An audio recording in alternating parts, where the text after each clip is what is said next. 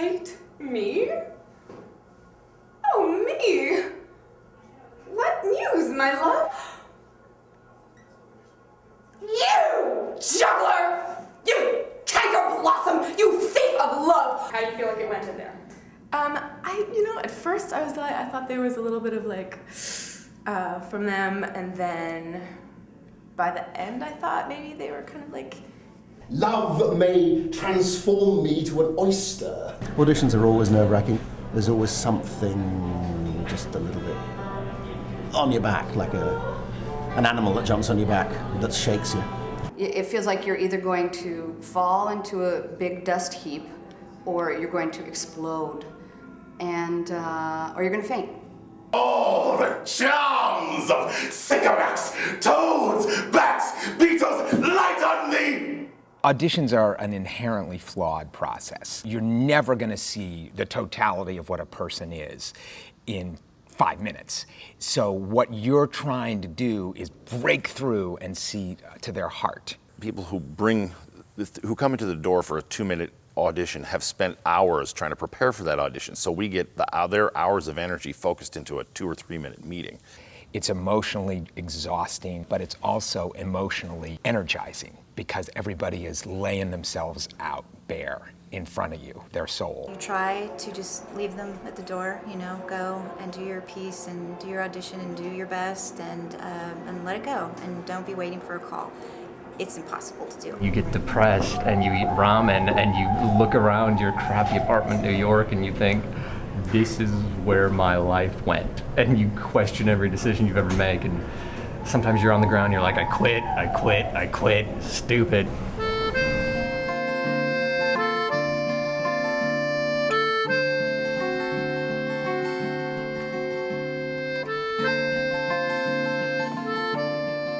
Callbacks are when we invite actors to come in to read for specific parts. And so the actor will prepare the certain scenes that we've given them, and then we'll have a reader who works with us reading the parts opposite them. To answer by the method in the first of his heart. Oh, I have read it. It is heresy. Olivia is the celebrity of this world, who has to, in the course of the play, gets brought very low, and she's gorgeous. We will draw the curtain and show you the picture. Sometimes I'm not able to turn my mind away from what do they think of me? Or God, I've got to make an impression on this person. We will draw the curtain and show you the picture. I think I would be a good Olivia as item 2 lips in different red. Item 2 brown eyes with lids to them. 2 lips in different red. Item 2 gray eyes with lids to them. Item 1 neck, 1 chin, and so forth.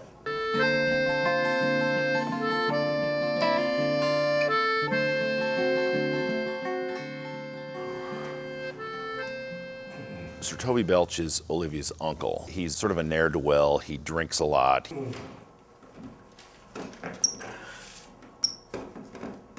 What plague means my niece to take the death of her brother thus? I am sure care is the enemy to life. I wouldn't mind playing Sir Toby at all. I pretty much have free reign to be a drunkard and a party guy. He's a coward and a coistrel that will not drink to my niece, till his brains turn of the toe like a parish top. At the end of an audition, you kind of eyeball them to see if they actually did think it was all right. And they seem to. With drinking healths to my niece.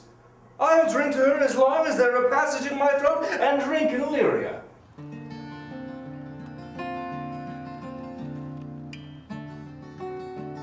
You are mad indeed if you be no better in your wits than a fool. Feste is Olivia's clown, or fool. I've been thinking from the beginning about the possibility of Feste being a woman. Malvolio, Malvolio, thy wits the heavens restore. Today was better for me. I don't really know how they felt about it, but I wasn't so insanely nervous. I was just maybe normally nervous, so that was better. Malvolio! Well, that was That was very challenging. Let's take your turn! I'm also, married to John, so that's kind of awkward. You're married to this John? To this John, who's Oh. directing. Yeah. We've worked quite a bit together, so it would be nice. That's how we met. He had a theater company in Albany, and so I acted with his company, and that's how we initially met. I am shit for speaking to you. He's got to cast the best person for the job. And I won't punish him for 3 months if he does not cast me. I won't punish him. I promise.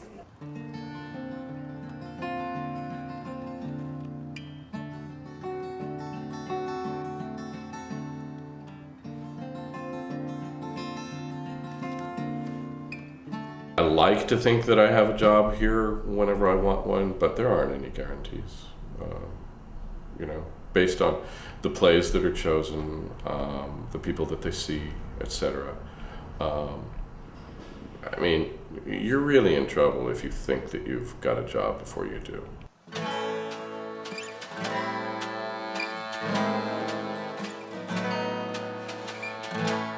I had the usual trepidations that I always have. Oh my God, I got a job now, I got to pull it off. Can I do it?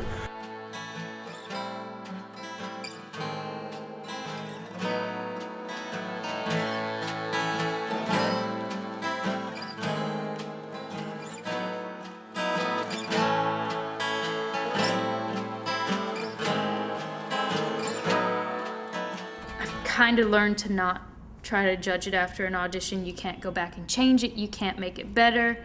You just have to accept it for what it was and just quickly write down what I could have worked on better. And I think that was one of my notes, that I got a little overly physical and forgot about the text.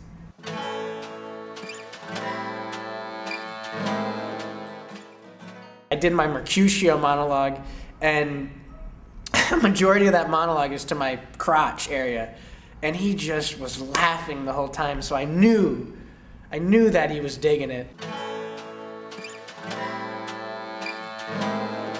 I was ready to be like Captain number 2, Lord 3. So when they said Sebastian, I was blown away. I was like, "Arr!" If you can put together a great cast, that's about 50% of your work is done. But that's only 50%. It's kind of like going to a foreign country. You don't know what's going to be around the next corner.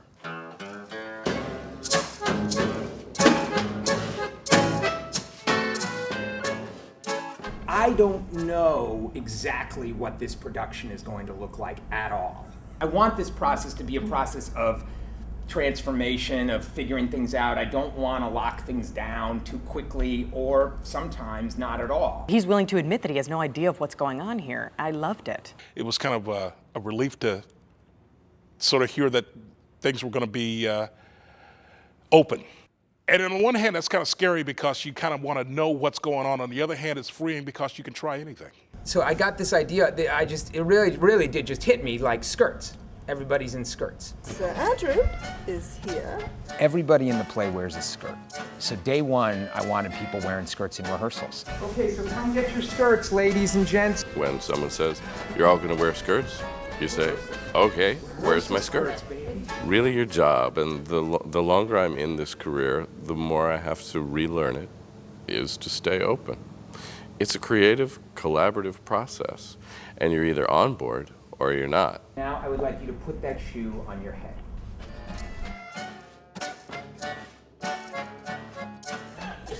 Those old drama school things come right back, and I just start thinking oh, I must be centered. And then I start to take in the people in the room, and I'm like, they think this is strange. I hope they don't think John's crazy. Right. And now, if everybody could start walking. Leave this circle. We want this circle of shoes. That's our sacred circle. I won't lie to you, there's resistance to, okay, we're back to acting school 101. But those exercises exist for a purpose. We're doing this exercise for body awareness. We're also doing this exercise for awareness within a group so that we are all becoming an ensemble. You guys are going to find the moment together. All exercises, theater exercises, are, on the one hand, completely stupid, pretentious, egomaniacal nonsense. and on the other hand, are really can like cut through to somebody's heart and soul and get them to open themselves up. Death is huge in this show, I think. I wanted to talk to the actors about the big themes of the play, especially this idea of death, because I wanted them to know from the get-go where I was coming from with the show. Death hangs over the show. Olivia's father's dead. Olivia's brother is dead. Untimely death of her brother. Viola believes her brother is dead. Death is an impediment to love. It's an impediment to, it isn't, but it's being viewed that way. Toby's first line, what a plague means my niece to take the death of her brother thus. It's about somebody taking death to the point beyond the appreciation of life, where death is a destructive force and not allowing you to live.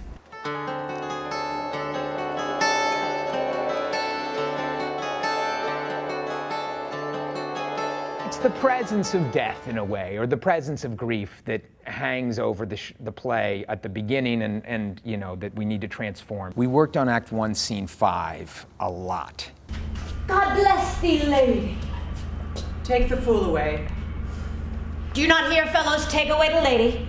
There's a dialogue in that scene between Feste and Olivia. It's really their first conversation together, where I think so much of what the play is about is in that dialogue. Feste uses comedy to get Olivia to change the way she looks at life and death. Good Madonna, why mournest thou? Good fool, for my brother's death. I think his soul is in hell, Madonna. I know his soul is in heaven, fool.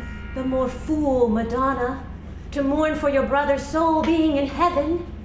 Take away the fool, gentlemen. Right now, I'm just kind of going on faith because I don't really have any strong ideas about playing Feste at all, and I'm just kind of going in there with nothing. Take away the fool, gentlemen.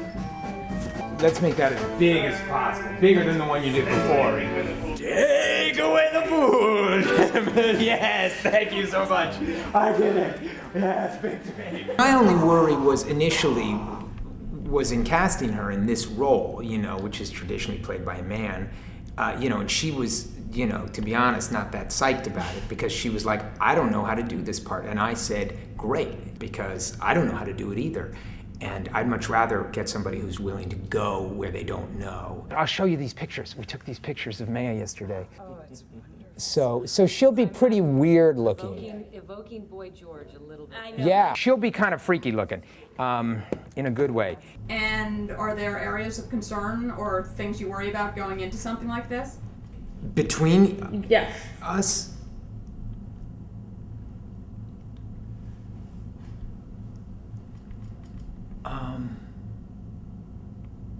It's funny, I really don't. I think I have more worries about, did I cook the right meal for dinner tonight? Or, was that the right gift to pick out for the anniversary? And by the way, it never is, with me. Oh, that's not.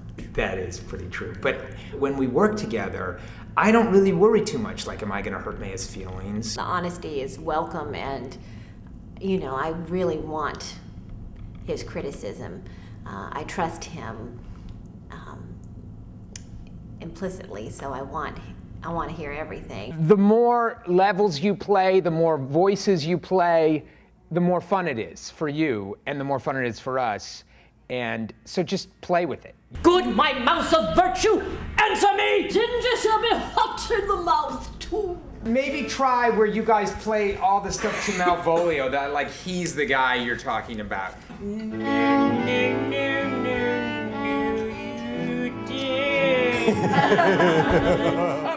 When we first worked together and we weren't dating, what was exciting was that we actually shared a lot of beliefs and a vision for theater. It's nice now because we're kind of back to where we started when we first met, and it reminds you why you love working with this person and why you fell in love too.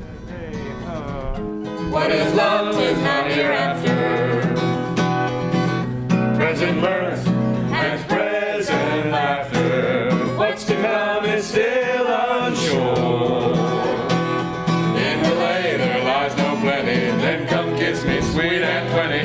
da